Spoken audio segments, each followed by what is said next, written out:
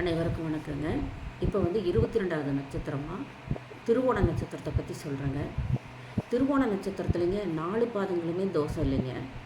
அதனால் அவங்க தோஷம் இல்லைன்னுங்க, அவங்க எந்த கடவுளும் வழிபடாமல் இருக்கக்கூடாதுங்க. அவங்களுக்கு உகர்ந்த கடவுள் திருமாலை வழிபடலாங்க. நம்ம நம்ம ஊரில் திருமால் இருந்தால் வழிபடலாங்க. திருமலையில் இருக்கிற திருப்பதி வணங்கினா ரொம்ப சிறப்புங்க அவங்களுக்கு.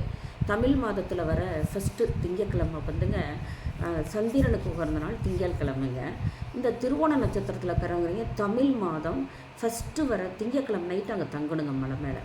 அப்போது சந்திரனுடைய ஆதிக்கம் அங்கே நிறையா இருக்கிறனாலங்க ரொம்ப சிறப்பு கொடுக்குங்க திருவோண நட்சத்திரத்தில் பிறந்த குழந்தைகளுக்கு. அப்போ திருமாலை வழிபடலாங்க. சிரவண விரதம் அப்படின்னு ஒன்று இருக்குங்க. அது பஞ்சாங்கத்தில் பார்த்தா தெரியுங்க. சிரவண விரதம் என்னைக்கு இருக்கணும்னு அது பஞ்சாங்கத்தில் போட்டிருப்பாங்க. அந்த சிரவணம் விரதத்தை மேற்கொண்டுங்க வழிபட்டாலும் அந்த குழந்தைக்கு ரொம்ப வாழ்க்கையில் அதிமீறின வளர்ச்சி கிடைக்குங்க. திருப்பதி மலையான வழிபட்டாலுங்க பேரும் புகழும் கிடைக்குங்க.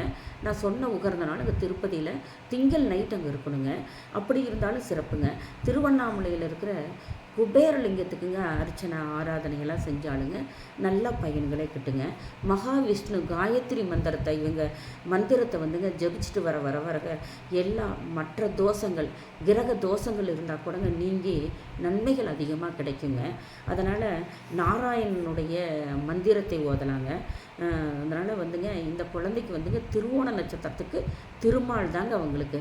அவங்க அடிக்கடி அந்த துளசி தீர்த்தம் சாப்பிட்லாங்க. அந்த படிப்பு கொஞ்சம் மந்தமாக இருக்குங்க. திருவோண நட்சத்திரத்தில் பிறக்கிற குழந்தைங்க ஒரு சில குழந்தைங்க படிப்பில் மந்தமாக இருக்குங்க. அவங்க துளசி தீர்த்தம் சாப்பிடுவது ரொம்ப விசேஷங்க. அதனால் இந்த குழந்தைகளுக்கு துளசி தீர்த்தம் கொடுக்கலாங்க.